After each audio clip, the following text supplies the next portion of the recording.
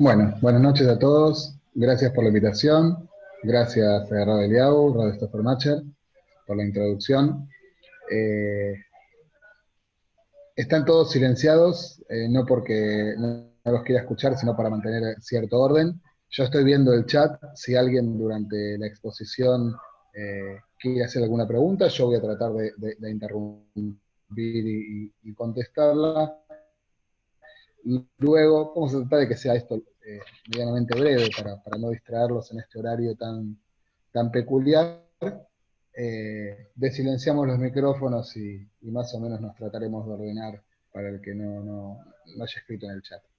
Bueno, como dijo el Radambra, mi nombre es Álvaro Uday, yo soy el director de servicios comunitarios de AMIA, director de la Gebra Cadillá.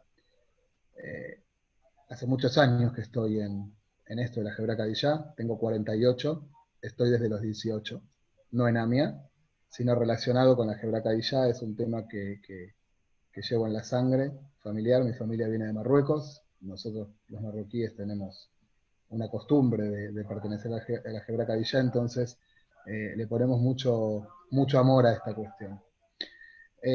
Quizá con alguno de ustedes nos vimos ya en un Zoom anterior, creo cuando apenas empezó la pandemia, hicimos un Zoom medianamente de urgencia por las cuestiones de las cremaciones. ¿Se acuerdan que se empezaba a hablar, que iba a haber una cremación compulsiva y estábamos un poco temerosos al respecto?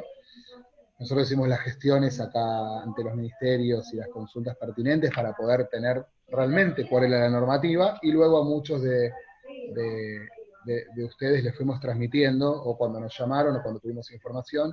Creo que gracias a Dios este es un tema saldado y que hemos sorteado con mucho éxito.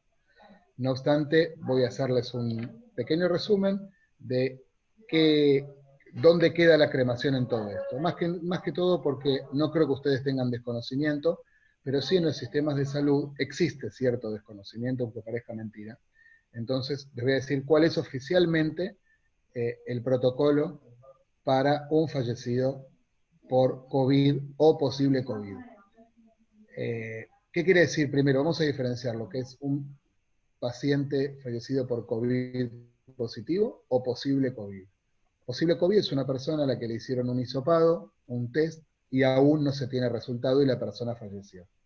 Eso puede ser o bien que el hisopado se lo hicieron en forma previa a su fallecimiento y todavía no están los resultados, o en muchos casos lo hacen post-mortem. En ese caso, de no tener un resultado positivo, lo que se pone en el certificado de función es posible COVID. ¿Por qué explico esto? Porque el tratamiento para un fallecido por COVID positivo o posible COVID es exactamente el mismo, a todos los efectos. ¿Mm? Entonces, primer cuestión, cremaciones. Esta enfermedad está clasificada por la Organización Mundial de la Salud y en los esquemas que manejan los ministerios de salud como de clase 2. Hay tres clases de enfermedades infecciosas, esta es la de clase 2. Las infecciones de clase 2 no tienen no es mandatario la cremación, ¿sí?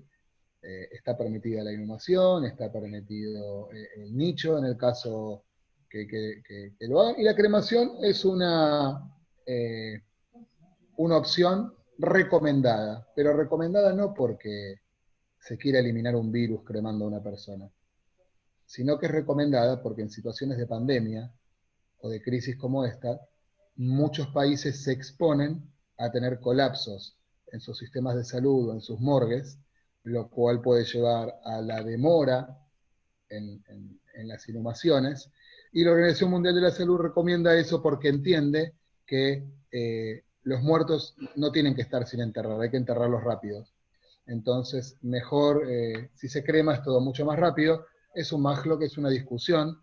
La Cruz Roja sostiene todo lo contrario, que la cremación lleva un tiempo hasta que se ejecuta y de consumo de ciertas cosas, que es más fácil enterrar que cremar. En definitiva, lo que nos importa a nosotros es que la cremación no es obligatoria, no es mandatorio cremar a una persona, con lo cual tenemos que estar tranquilos con eso. Y si tenemos una situación en donde un sanatorio le dice por desinformación a una familia que tiene que cremarse, sepan que eso es una recomendación, no es una ley, no es una obligación en todo el territorio del país. No solamente en todo el territorio del país, en todo el mundo. Hace poco hicimos un Zoom de capacitación así como este para todas las comunidades de Latinoamérica y algunas de Europa también, porque estaba España y Portugal creo, y ninguno manifestó que en sus países la cremación fue obligatoria. Ninguno. Así que tenemos que estar muy firmes y muy seguros con eso. Ha pasado, he hablado con algunos de ustedes, en donde se ha presentado esto, manéjense con total seguridad. Bien. Y por supuesto saben que nosotros, desde nuestro lugar,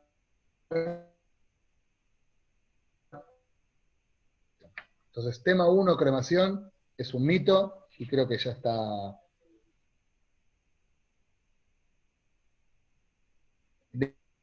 entre COVID y posible COVID, porque muchas clínicas ponen posible COVID, porque neumonía, entonces si es neumonía no sabemos qué tienen, ponen posible COVID.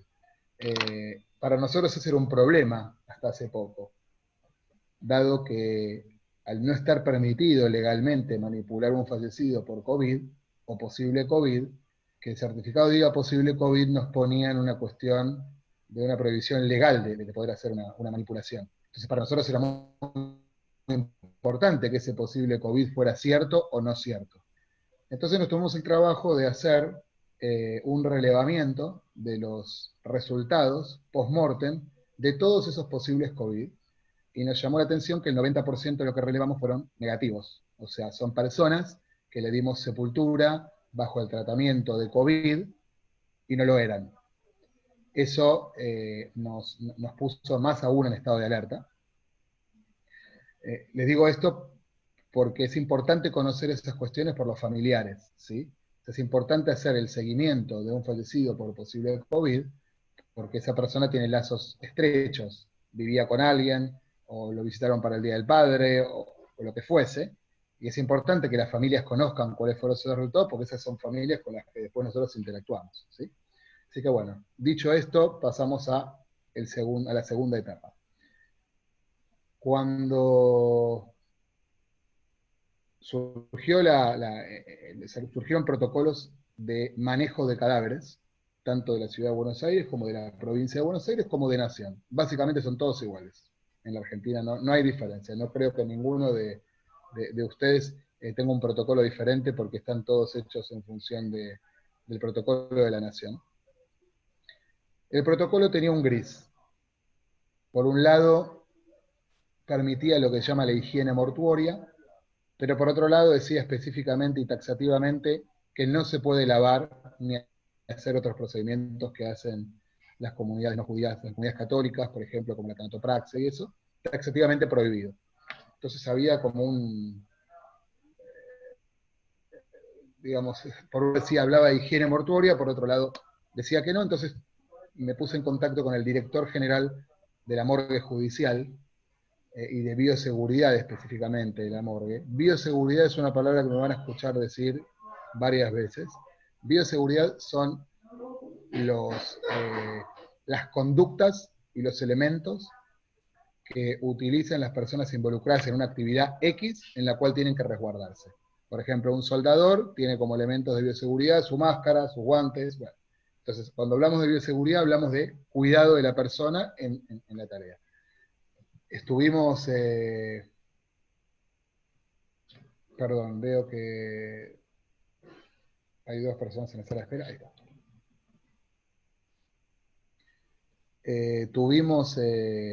Me reuní con ellos y empezamos a trabajar sobre un protocolo específico. Primero, tratar de que alguien nos dijera que no estábamos locos. Decía que una persona entonces cuando fallece se lo pone dentro de una bolsa, esa bolsa va al depósito mortuorio del hospital. Y de ahí generalmente al cementerio, y no hay velatorios, con lo cual va directamente al cementerio. Para nosotros eso era algo que nos sacaba el sueño, porque ya no era una cuestión de tahará solamente, no era una cuestión del lavado ritual, era una cuestión de keburá, de sepultura.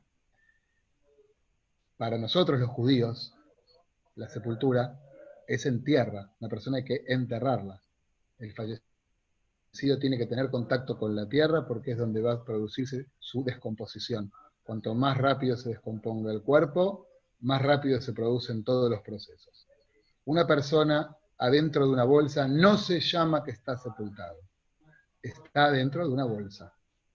Una bolsa hermética, una bolsa de plástico que no sé cuántos miles de años va a tardar en biodegradarse y a la cual no le penetra un granito de arena, ni una gota de agua. Esto que yo les estoy diciendo no es porque me parece que es así. El Rab Eliyahu sabe muy bien que una de las tareas que nuestra Jebra Kadisha hace es exhumar, o sea, desenterrar personas de nuestra comunidad, judíos, que encontramos en distintos cementerios no judíos. Por ejemplo, en el cementerio municipal de Chacarita, o en algunos cementerios incluso en el interior del país. Vamos y los exhumamos y nos los llevamos a nuestro cementerio. Y les aseguro que me ha tocado ver fallecidos de 10 años, 15 años, adentro de una bolsa y abrir la bolsa y que en la bolsa no haya entrado un granito de arena. Entonces miren la importancia de sacar a una persona de la bolsa. Esto nos acaba el sueño. Obviamente que nos acaba el sueño. Pero ¿qué le íbamos a sacar? Que está manejando un montón de aristas. Vamos a venir nosotros, los judíos, a decirle, mira, te quiero hablar de algo, viste que ustedes quieren que la gente haga cuarentena, y que no salga, y que se cuide, que el barbijo, la distancia, el estrecho, y que quédate en casa y que los adultos no salgan. Bueno, mira, los que de la bolsa, los que lavar, los que vestir, y los queremos desenterrar sin la bolsa. Imagínense asesorarnos, primero tomar contacto con la Jebra Kadisha de otros países. Para mi sorpresa, en la mayoría de los países la Tará no se hace, solamente en Israel, en Francia, en Inglaterra y en Estados Unidos la Tará se lleva a cabo. Creo que, no sé si alguien más lo hace, pero otros países, Latinoamérica ni hablar que no. Mejor. En España, por ejemplo, tiene obligación de sepultarlo en una caja metálica. De todos modos, el metal se deshace más rápido que el plástico, que la bolsa. Entonces era muy difícil plantear esto.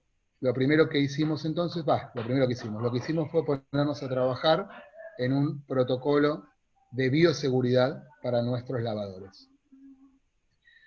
Este protocolo de bioseguridad contempla todo, desde que el lavador entra a la sala de lavado hasta que se va a su casa, paso por paso. ¿Me escuchan? ¿Alguien que me mueve la cabeza? Hola, Sí, sí, se hola. está escuchando, se está escuchando. Ah, ok, ok. Este protocolo contempla absolutamente todo. No solamente todo lo que, no solamente todas las conductas y todos los pasos a seguir, sino también todos los elementos de bioseguridad, que son muchos y caros, y absolutamente necesarios, más que nada para poder acceder al permiso del gobierno y para también llevarle tranquilidad a quienes participan de este procedimiento. Quiero contarles algo, para aquellas personas que no lo saben, seguramente quizás todos lo saben, pero lo voy a decir por las dudas. Cuando una persona tiene una enfermedad, la enfermedad se muere con la persona. No sigue viviendo, porque todo virus o infección o cualquier enfermedad para poderse mantener viva, para poder seguir avanzando, necesita tener células vivas, que es su alimento. Si no tiene células nutrirse, se muere. Les explicaba que una bolsa no se llama enterrar a una persona, entonces lo que hicimos fue escribir procedimientos y seleccionar los mejores elementos para llevarle tranquilidad no solamente al gobierno, sino a nuestros lavadores. También les decía que es importante saber que las enfermedades se mueren con las personas, generalmente. En el caso del COVID no hay ninguna evidencia, y esto es una información muy reciente de la OMS, de que una persona que fallece contagie. ¿Mm? O sea, no solamente improbable, sino que no hay riesgo de contagio. El único riesgo existiría si el virus todavía podría llegar a encontrar una célula viva de la cual nutrirse dentro de un pulmón. Entonces, si uno le hiciese una autopsia y cortase un pedacito de pulmón, se generaría un aerosol de partículas invisibles, y esos aerosoles son los que podrían ponernos en riesgo de contagio. Después, no hay contagio. No hay forma de que un muerto nos contagie. Lo que se llama contagio por contacto o por superficie, que nos vivimos lavando las manos, que tocamos, y si tocamos esto, estamos viendo qué botón tocamos, qué abrimos las puertas con los codos, y hacemos todas estas cuestiones. Bueno, está muy bien, pero hay que entender cómo funciona. Ustedes saben, me imagino ya lo habrán escuchado y lo habrán visto en todos lados, hay 3 lugares por donde el virus puede ingresar, que son los ojos, la nariz o la boca. ¿Sí? Esos son los 3 lugares. Quiere decir que yo tendría que tocar una partícula del virus en un picaporte, justo donde está, y ese dedo llevármelo a la boca, y ahí podría llegar a tener un riesgo de contagio. Vale decir que, ¿por qué digo esto? Porque teniendo elementos de seguridad y siendo conscientes, los riesgos son prácticamente nulos. Entonces lo que hicimos fue escribir este protocolo, que obviamente voy a compartir con ustedes después, se lo voy a mandar a, a Tamara para que se los envíe a cada uno, no solamente por cuáles son los pasos que seguimos, sino porque cuál es el equipamiento que utilizamos. Quizá haya parte del equipamiento que lo puedan conseguir, parte que no. No es nada difícil, no hay ninguna cosa del otro mundo. No andamos vestidos con astronautas ni con escafandras raras. Sí utilizamos equipos que no son baratos, porque quisimos ser muy cuidadosos con nuestra gente. La verdad es que cuando uno ve en la televisión que los que conducen ambulancias o los médicos que atienden personas con COVID, normalmente reciclan sus equipos. Por ejemplo, utilizan un traje que es hidrorrepelente, o usan camisolines. Nosotros usamos trajes hidrorrepelentes por el tema del agua, y generalmente toda persona que usa esos trajes se reciclan, luego se rocían con alguna solución sanitizante. Nosotros usamos algo que se llama amonio cuaternario. Si quieren anotar, amonio cuaternario.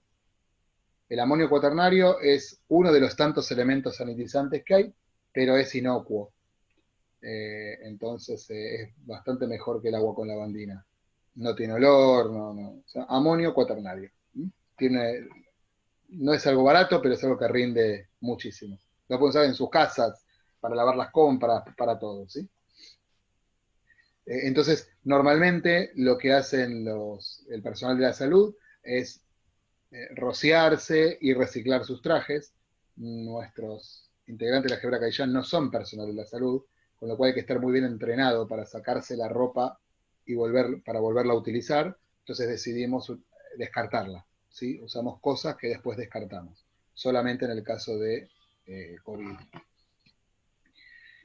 Entonces, lo que hicimos fue escribir este protocolo y tener una reunión la semana pasada con los representantes del Ministerio de Salud de la Ciudad de Buenos Aires. Nos costó bastante que nos den esa reunión.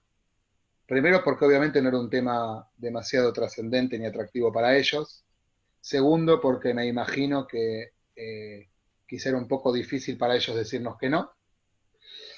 Y tercero, porque están ocupados con cosas que seguramente para ellos son mucho más importantes. Pero logramos la reunión, nos solicitaron ese protocolo más o menos 10 días antes, fuimos a la reunión, conocían el protocolo y gracias a Dios no tuvieron ninguna objeción, ningún reparo.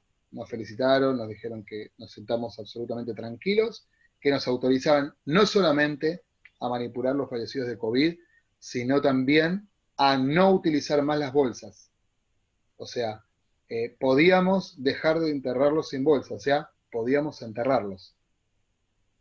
Y eso es realmente importante. Yo no sé, no está acá el Rav Eliau, pero total, no hace falta, no voy a dar nombres, ni el paso lo van a conocer, pero les voy a contar algo que nos pasó hace 10 días.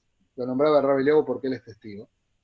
Una persona judía falleció hace unos cuantos días atrás y se le dio sepultura con este protocolo anterior, ¿sí? Fue sepultado en una bolsa. Nosotros lo que hacíamos, hasta que nos habilitaron este protocolo, era una pequeña trampa. Lo que hacíamos era, abríamos el ataúd, poníamos sobre el ataúd las ropas, ¿sí? Las ropas rituales, la mortaja, sobre la bolsa, y a la bolsa, creo que lo hablé con alguno de ustedes que me llamó una vez por un caso así, y a la bolsa le hacíamos un tajo, por ahí a la altura de los pies. ¿Para qué? Para permitir que apenas se rompe el cajón pueda entrar tierra, pueda entrar agua y de alguna manera iba a tener contacto rápidamente con la tierra. Eso es algo que no estaba permitido, pero nadie se enteraba. Pero no todos se animaban a hacer eso. Entonces hubo un cementerio que no hizo eso y sepultó a alguien. Una bolsa, como la mayoría. Los hijos de esta persona, hace no mucho tiempo atrás, no muchos días atrás, se nos presentaron y nos dijeron que tenían un problema grave. Soñaban al papá todos los días, diciéndole, no estoy enterrado, necesito que me sepulten, no estoy enterrado. Nosotros sabíamos, efectivamente, que el problema era que el padre está en una bolsa. ¿Sí? Esto se los cuento para que dimensionen la importancia de esta tarea y de realmente tomarnos en serio esto. Porque el favor que le hacemos al fallecido no tiene revancha. ¿Mm? Entonces, es muy, muy, muy, muy importante que tengamos en cuenta que no es algo así nomás, por más que nos quieran decir, bueno, no pasa nada, y bueno, es lo que hay, y bueno, es lo que se puede. No, no es así nomás. Yo voy a compartir con ustedes el protocolo a través de Tamara. Probablemente muchos, yo sé en el interior todo lo que trabajan y se preocupan por cuidar la santidad de los cementerios y gracias a Dios lo logran y les cuesta mucho más que quizá lo que nos cuesta acá. ¿Sí? En el interior quizá les cuesta más porque eh, es más difícil quizá la relación intercomunitaria o lo que fuese. Así que yo igual les voy a compartir el protocolo, pero pueden encontrarse en ese protocolo con que o no tengan los elementos, o les cueste conseguirlos, o que no lo puedan llevar a cabo por, sencillamente por el lugar donde realizan la cara. Yo sé que muchos de ustedes realizan este procedimiento en la casa funeraria. ¿Mm? Si no me equivoco, la mayoría de las casas funerarias no van a ser muy amigos de esto, y entonces puede dificultárseles si es que no lo hacen ustedes, por ejemplo, en el cementerio. Nosotros tenemos la posibilidad de tener salas de tará en el cementerio y también en la cochería propia, entonces eso nos facilita, porque el tema de la limpieza, el aseo del lugar, la limpieza posterior, es tan importante como los cuidados en la tara. Entonces es probable que ustedes tengan que ver qué cosas de estas puedan adaptar. Por eso les dije qué es lo que hacíamos antes de tener este protocolo, que no es un detalle menor. Hace poco, hace una semana o 10 días, hablé con una de las personas que está acá, que tenían un fallecimiento, y justamente lo que le indiqué fue que haga esto, que abran el ataúd, porque estaban en una cochería, en una funeraria, la funeraria no iba a permitir la manipulación del fallecido, que abran el ataúd, que sobre el ataúd, sobre la bolsa así cerrada como está, pongan las ropas rituales y que le hagan, donde puedan, donde se animen, un tajo a la bolsa. El dejar ya la bolsa penetrable es la diferencia entre que ese fallecido tome contacto con la tierra o no la tome por décadas. ¿Mm? Bueno, hasta ahí más o menos la exposición general. Ahora sí, si quieren, no vi ninguna pregunta o si me la escribieron, se me borró en las desconexiones, pero siéntase con la libertad si quieren de ir desilenciando ustedes sus micrófonos y consultar porque seguramente omití muchas cosas que se les habrá ocurrido a ustedes. Así que quien quiera, que se desilencie y pregunte. ¿Falta Will? ¿Se puede silenciar usted? ¿Apretando el micrófono? ¿No? Bueno, entonces vamos a hacer así. Decime, Chomi, ¿a quién? Perdón. El Rab Shlomo Will. Ahí va. Sí. O desilenciamos a Ahí todos está. Ahí está, y cada ahora. uno y que cada uno se Bueno, silencie y se como vos digas. silencie solo, más fácil. Sí, desilencia a todos, por favor, y que cada uno se silencie el micrófono y a medida que van queriendo Dale, preguntar, ningún problema. los gestionen ustedes mismos. Dale. Acá Sí. está presente el presidente de la Keilah de Rosario, allegados que colaboran, y lo que no me quedó claro, y obviamente está la intención siempre de hacer las cosas de la mejor manera, lo que no quedó claro es qué pasa con aquellos judíos que murieron normalmente. Ok. La pregunta es muy, muy buena. Yo me concentré específicamente en los casos de COVID. En los casos de las personas que no fallecen con un diagnóstico de COVID, para nosotros no cambió absolutamente nada. Nada. O sea, nunca hicimos ningún cambio respecto a eso.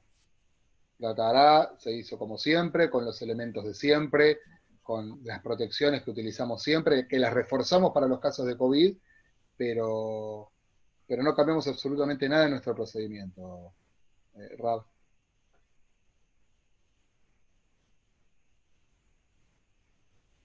Se puede silenciar usted, ¿eh? No, no, Fabián. ahora sí, recién me habilitaron. No, ya Bueno, estabas habilitado, pero bueno, no importa. no, estaba deshabilitándome, van 30 intentos, no. El Dale. Zoom lo sé manejar mejor, por suerte. Bueno, dale. Bueno, buenas noches a todos, un abrazo muy grande. Gracias a Eliau y a vos, Salvador, por la charla. Nos conocemos de aquí de Mendoza, así que primero agradecer. Sí. Hay dos cuestiones, Salvador, que lo recuerdo vos mucho. marcaste que hay muchas comunidades que no lo podemos hacer prácticamente porque no tenemos el protocolo de limpieza ni anterior, ni posterior, ni en el momento en el cementerio, y tenemos una imposibilidad total de hacerlo. Ustedes, bueno, yo he hecho centenares de tarot en muchos lados, incluido en Tablada y en Loyola, donde yo entraba y ayudaba y enseñé a hacer tará a más de una persona. Nosotros tenemos una imposibilidad práctica en Mendoza, y entiendo que en otras provincias también, por una falta de higiene del lugar, de protocolo previo, posterior y en el momento, y de posibilidad económica de todo lo que, y de fáctica de lo que eso cuesta. Y en segundo lugar, un tema que yo entiendo que ninguno somos especialistas, porque esto es nuevo del COVID, y por supuesto la importancia de la tara. Yo no tengo tanta certeza absoluta de que las personas que yo entierro, fueron 4 o 5 hasta ahora en Mendoza, desde que empezó el COVID, nada más, no son 5 o 7 por día, son 4 o 5 en 2 meses o 3, yo no tengo certeza de que no tengan. Entonces, cuando vos me decís a mí que el que hace tara, esto es como cuando empezó el tema del SIDA. Yo no pregunto a quién viene, yo las normas de protección, como los guantes, barbijo y todo, teóricamente siempre se aplican en la tara, porque yo nunca sé de qué murió y no me dedico a preguntar de qué murió, sino a hacer la mitzvah de Letaer Tametim. ¿Está bien? Yo hago la mitzvah de Letaer y no la mitzvah de investigar de qué murió. Yo nunca sé de que murió, con lo cual los herramientas los elementos de defensa, de barrera, los utilizo siempre, los de bioseguridad. Por supuesto, los elementos de bioseguridad son siempre, obligatorios, eso es para guante, cualquier fallecido. En cualquier caso, antes del coronavirus. Lo que yo digo es, hoy en día, ¿cómo no tengo 100% de certeza de que el viejito de 87 años que murió de gripe y de vejez no tuvo, tiene o está incubando esto? Con lo cual, hay una situación de pikuach nefesh cuando hago una tara de alguien que no tengo certeza de lo que tiene. Yo no tengo que tener la opinión médica de murió de coronavirus. Porque está claro que salen todos los días un número que la Argentina publica en cada provincia. Pero cuando murió y tengo el cuerpo, no tengo la certeza. Bueno, permitime que explique algo al respecto. Cuando una persona pasa por un centro de salud, Sí, claro. hablemos de una persona que fallece en una casa, que pasa por un centro de salud, siempre sabemos de qué falleció, porque el certificado de defunción es Sí, obligatorio poner el diagnóstico. sí. Entonces, se pone COVID positivo o, como les dije antes, posible COVID. Tienen neumonía, ellos ponen posible COVID porque van a hacer el hisopado, no lo van a hacer, no importa, para nosotros es lo mismo. Si es posible o no es posible, para nosotros es un caso de COVID. En nuestros cementerios, donde nosotros tenemos todos los días 3, 4, 5, 7, 8 tarot, 10 tarot por día, tenemos muertos por esto, tenemos muertos por lo otro, tenemos COVID, posible COVID. Entonces, eh, vamos a veces haciendo algunas variaciones. Ustedes, que gracias a Dios eh, tienen más espaciados los fallecimientos, me imagino que es una situación un poco rara, por ahí que toquen 2 en un día, ¿no? No se debe dar, no se da muy seguido, alguna vez se habrá dado, pero es algo bastante remoto.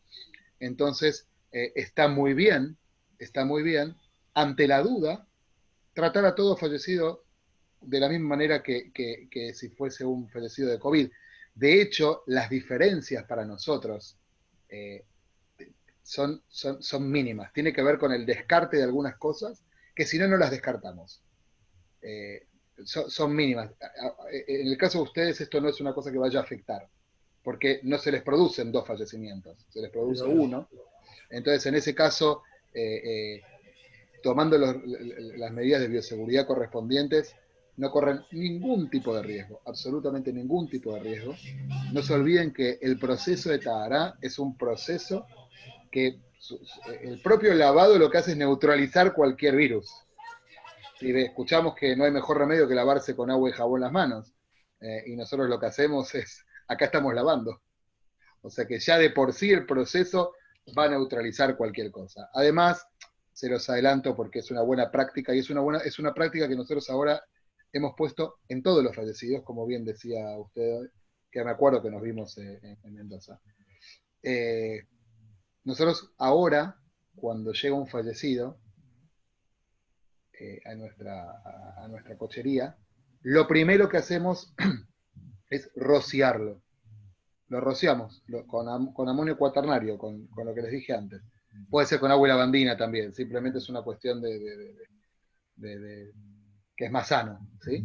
Entonces, de esa manera ya eliminamos cualquier cosa que pudiese tener la persona al contacto, en la superficie, que es lo mismo que hacemos con un fallecido de COVID. Son procedimientos que ya incorporamos para todos los días, para todo fallecido, como usted preguntaba usted de Rautahuil, le damos prácticamente el mismo tratamiento. Entonces ahí ya no nos importa en realidad mucho de qué falleció, sí lo sabemos porque figura en el certificado de defunción, y después sí también tiene que ver con otras cuestiones que tienen que ver con el cementerio, con los coches fúnebres.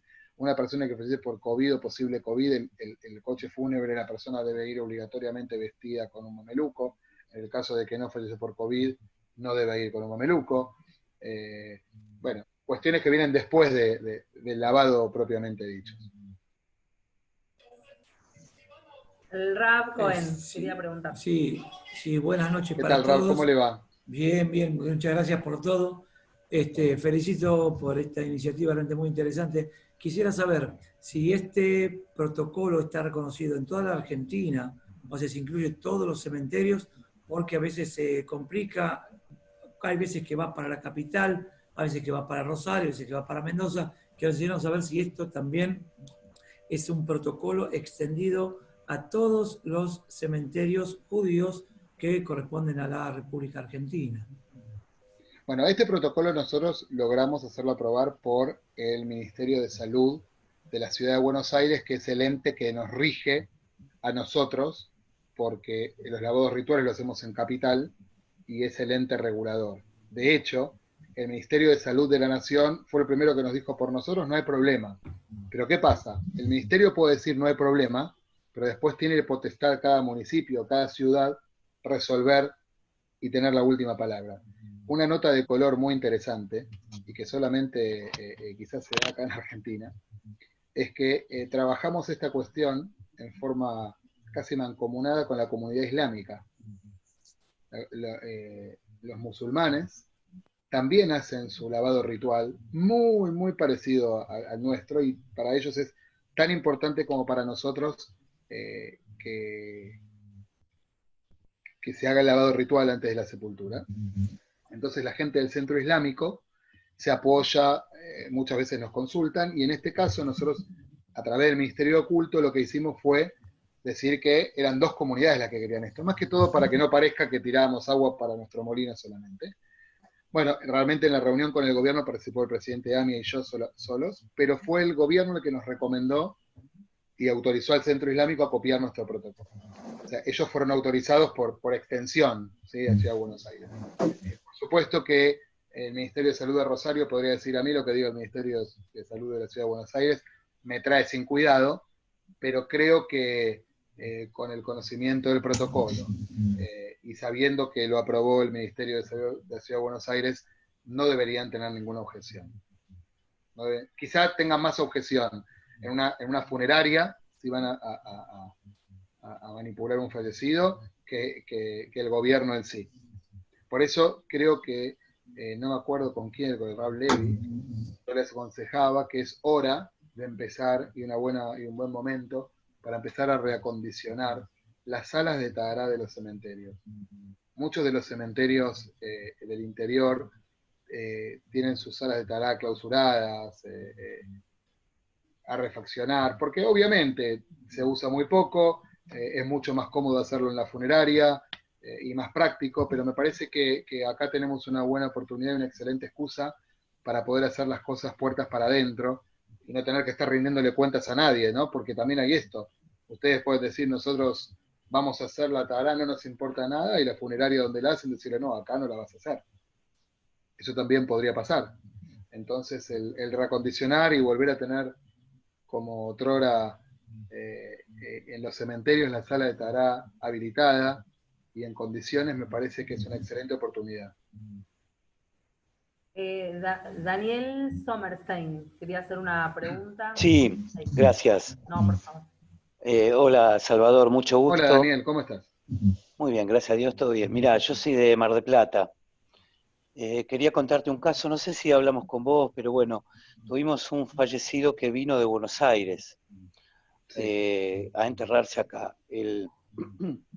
Digamos, la ambulancia y el ambulanciero no pudieron pasar, tuvo que ir la funeraria a recoger el cadáver, digamos, para traerlo a nuestro cementerio. Ahora, este hombre no había muerto de coronavirus. ¿Esto cuándo por fue? lo menos, esto habrá sido no hace un mes todavía. Todavía no es el Shoishim. Ahora, lo que yo te quiero preguntar es lo siguiente, digamos, porque había alguna duda, o sea, el certificado de función... Está silenciado, Daniel, ¿eh? Sí, algo Perdón, pasó. ok. Ahí Hola. ¿El certificado de función? Sí, estoy viendo a otra persona, no sé, desde aquí. ¿Me escuchás? Sí, sí, perfecto. Ah, bien. El certificado de función no decía que tenía coronavirus, o sea que había muerto de un paro cardiorrespiratorio. Nosotros, bueno, era dificultoso porque también tardó 4 días, viste, en llegar, o sea, tuvimos toda una cosa así, ¿no? Porque al recibirlo acá para hacerle la tara. Igual le hicimos la tara, 5 minutos, puede ser, digamos, factible de que se firme un certificado, o en tu experiencia, que se firme un certificado. Se te corta, Daniel. A ver, sí, porque hay una persona que algo. está interfiriendo. Que se corte que se firme un certificado. Claro, digamos que pueda, te lo digo en criollo, que pueda trucharse un certificado, o sea, que la persona pueda haber tenido alguna muerte dudosa o algo y firmar así. ¿Vos tenés experiencia de eso? Porque esa era la duda que teníamos, porque imagínate también con los chicos que yo hago la Tahará, que me ayudan de acá, ¿viste? No son de la... ¿Venía, no son venía de un centro ¿venía de un centro de salud, un centro hospitalario? Sí, venía de un sanatorio, sí. Olvídate, imposible. O sea que eso no hay... imposible. ¿viste? No hay por qué dudar de eso, digamos. Ninguna duda. Bueno, y después una cosita más, porque vos me decís que de un picaporte se puede uno tomar el virus, pero de un cuerpo fallecido decís que no. No, yo lo que dije fue, existe mucho temor Entonces la gente ya no quiere tocar ni el botón del ascensor, porque piensa que porque va a tocar el botón del ascensor se va a contagiar. Y así es como vemos gente caminando en la calle con guantes de látex, no sé para qué, porque si vamos a estar 2 horas con el guante es lo mismo que si estuviéramos con las manos. Después no tenemos que higienizar las manos con el guante, es lo mismo, ¿no? En vez de piel está el guante. Yo lo que dije es que hay que entender, y para nosotros que estamos en esto, quizás yo, no es porque yo soy un especialista, soy miembro, no sé si alguno conoce lo que es Hebrat Salah. Yo soy miembro de Salah, somos paramédicos voluntarios de la comunidad, ya desde hace varios años, entonces quizá tengo una formación un poco adicional al respecto, pero hay que conocer cómo funciona el virus, porque la única manera de controlar los miedos es contextualizarlo, es entender a qué le tengo miedo, qué tan grande es el monstruo, cómo es el monstruo. Si nos comportamos como chicos que nos dicen bien el cuco y tenemos miedo, es un problema, tenemos que conocerlo. Por eso les digo, las enfermedades necesitan nutrirse de células vivas. Por ende, casi todas las enfermedades se mueren con el muerto. No esta, todas. Ahora bien, es verdad que un muerto puede tener durante las primeras horas, 2, 3, 4, 6 horas, alguna célula viva dentro de su pulmón. No importa si tiene una célula viva en el pie, porque el virus no está en el pie. Este es un virus que se aloja en las vías respiratorias, o sea, en el pulmón. No está en otro lado. No puede vivir en otro lado. Ese es su hábitat. Entonces, si todavía queda alguna célula viva en el pulmón, cosa que podría llegar a suceder en las primeras horas, y ese pulmón y esa persona falleció de COVID, podría haber una célula todavía con una carga virósica mínima, que de la única manera que puede salir de ahí es por medio de aerosoles producto de una autopsia, de abrir el pulmón, etcétera, etcétera. Puse el caso del picaporte porque, bien podríamos decir, nadie lo preguntó, pero podría pasar, la persona estaba internada y tosió, seguro no tosió con respirador, pero no importa, tosió, y una partícula de esa saliva que tosió le cayó en la camisa. Camisa que tiene puesta cuando lo tenemos en la sala para lavar, porque lo tenemos que desvestir, ¿correcto? Entonces, ese podría llegar a ser un riesgo muy remoto, pero vamos a decir que sí, que podría llegar a ser un riesgo. Ese riesgo queda absolutamente neutralizado en el momento que nosotros lo rociamos con el elemento sanitizante que se nos antoje utilizar. Automáticamente se murió. O sea, y no vos decís solo, que apenas viene, abrís el cajón, rociás con eso para evitar cualquier absolutamente. tipo de... Nosotros lo que hacemos es, cuando llega un fallecido, abrimos el ataúd, rociamos la bolsa, luego abrimos, rociamos al fallecido, y a todo esto estamos todos con la protección. Con lo cual, aunque estemos manipulando el virus con nuestras manos, ese virus para que nos llegue a una mucosa es imposible. Imagínense que la persona que hace la talá tiene puesto un barbijo, tiene puesto gafas de seguridad, las gafas, estos anteojos plásticos transparentes, y además una máscara, una careta de esas de plástico que las descartamos después. Utilizamos unas muy económicas porque es solamente para algunas, nada, para tener un elemento más de protección. O sea que llevarse el dedo del doble guante al ojo, a la boca, a la nariz, es imposible, no hay forma de hacerlo, ¿está bien? Y además no va a haber nada porque lo desinfectamos. Última duda y no te molesto más, Sí. y te agradezco No todo ya. Digamos que vos decís que si hay alguien que fallece de coronavirus, por más que la municipalidad o todo así, digamos que puede ser enterrado y puede ser lavado y puede ser, a partir de ahora, digamos, el protocolo se puede seguir y está Absolutamente. autorizado. Debe ser hecho de esa manera. Ahora, les vuelvo a repetir, puede que se encuentren con situaciones como una, vamos a ser honestos, en cada uno de vuestros lugares, no haya quien esté dispuesto a hacerlo por más medidas de seguridad que hayan. Puede pasar, somos seres humanos. O sea, no nos tenemos que mentir ni engañar. O puede pasar que no tengan dónde hacerlo y el lugar donde lo tienen que hacer no se los permitan. Entonces, en ese caso, les sugiero que vayan por el plan B, que es, por lo menos, abrir el ataúd, poner las mortajas y abrir la bolsa. El ideal es que puedan abrir el cierre de la bolsa y apoyar las mortajas encima, porque de esa manera va a poder estar sepultada la persona. Esto es muy importante. Muy, muy importante. Ese es el ICAR. Lo principal de todo esto es poderle dar sepultura. ¿Mm? Todo lo demás es muchísimo mejor y vamos a tratar de hacerlo siempre que estén dadas las condiciones. ¿Mm? No le vamos a poner revólver en la cabeza a nadie. Estás obligado a hacer una tahará. De hecho, nosotros en nuestros talemajas les dijimos, esto es lo que está aprobado, esto es lo que vamos a empezar a hacer. Si alguien considera que no está capacitado a hacerlo, puede dar un paso al costado y seguir siendo parte de la Jebra Kadishá. Todos aceptaron. Pero no aceptaron. Sí, claro, olvídate, vamos a estar. Todos, cuando fuimos la primera vez, teníamos nuestros reparos. Hasta que nos acomodamos y entendimos que, y ya está. Hoy ya lo tenemos como incorporado. Ese miedo es natural. No se le puede obligar a una persona a no tener miedo. Tener miedo es como tener frío. Si yo tengo frío, por más que me digan no tenga frío, no dejo de tener frío, ¿no? Entonces, por eso el miedo hay que tratarlo. ¿Cuál es el origen? ¿Cómo funciona el virus? ¿De qué se trata? Pero no es un monstruo así grande, está controlado el monstruo. Bueno, Daniela, eso espero que te haya servido. Chomi, te leo esto, dice, por favor, Javier Indelman, por favor, si podrían compartir el protocolo que deben cumplir las personas que hacen la tara, quizá esté incorporado en el protocolo general. Espera. ¿El protocolo se refiere a cómo se lava una persona? ¿Cuáles son los pasos a seguir? Sí, todo lo que vos explicaste, ¿no, Javier? A ver. ¿Dónde está Javier? Ahí está. Sí, ¿qué tal? Noches. Gracias. No, nuestra responsabilidad, por un lado, es cumplir con todos nuestros preceptos y desde ya que si vamos a poder hacer habilitado en los 2 cementerios para hacer tara, lo podemos hacer, pero digamos, aparte de eso, nosotros queremos tener la tranquilidad que las personas que lo hagan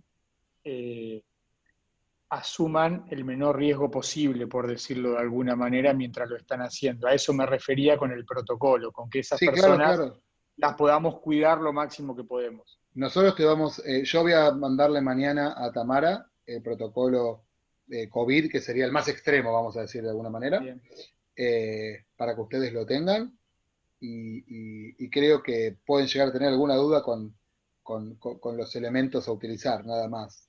Pero sí, por supuesto, esa es la idea. Bien. Muchas gracias. Además, todos sepan y siéntanse con la libertad de contactarme el día que sea, a la hora que sea, o sea, sin ningún miramiento, sin ningún problema. Ante cualquier urgencia, cualquier situación, cualquier necesidad, yo voy a tratar siempre de estar disponible para lo que necesitan. Tenemos a Israel Soriano. Espera, estaba Shlomo Tawil, el rap Tawil de Rosario. No, un detalle. ¿Qué es lo que puede ser algo tan caro? Vos dijiste es caro. Nombraste algunas cosas, no veo dónde está lo caro. Y número 2, digamos que... No, ese detalle por ahora.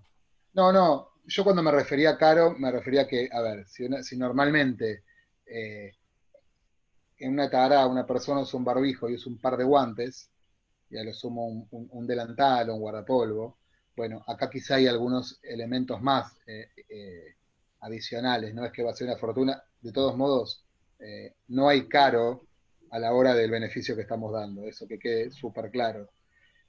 Simplemente lo dije a modo de que no creo que ese es un impedimento para nadie, me parece que no debería serlo, pero va a significar la necesidad de tener que tener esos equipos. Para que tengan idea, el mameluco hidrorrepelente no es algo que se consiga muy fácil porque no se fabrican acá. Acá se fabrican los mamelucos estos que son como de una friselina, pero ahí pasa el agua y entonces la persona que está haciendo el procedimiento se va a mojar. Esos mamelucos generalmente son importados, se compran acá. Los barbijos se consiguen, las máscaras plásticas también se consiguen, las gafas también. Elementos que normalmente no se utilizaban, ¿no? A eso me refería.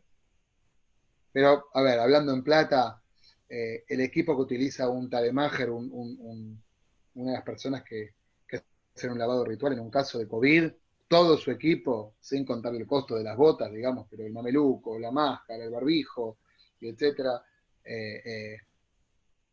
saldrá 1.000 pesos. Eso es más o menos lo que puede salir. Que nosotros, en el caso del COVID, lo descartamos. Como les dije antes, se podría reutilizar, pero como el protocolo indica cómo hay que vestirse y cómo desvestirse, para nunca tener contacto con la superficie. Yo no quiero entrar en detalles por ahí médicos, por eso es interesante, pero no quiero entrar en eso. En medicina existe lo que se llama superficie estéril o superficie infectada. No quiere decir que esté infectada, pero es para diferenciar lo que estuvo en contacto con una posible infección y lo que está estéril. ¿Está bien? Entonces, la forma de vestirse y de desvestirse está hecha para que quien se desviste nunca entre en contacto con una parte que no está estéril. ¿Qué guante le saca primero? ¿Cuándo le saca el mameluco? ¿Cómo se lo saca? Etcétera, etcétera. Pero a su pregunta, Rab, eso es caro, ¿no? Caro quiere decir que es comparativamente con lo que si tuviéramos una tará corriente.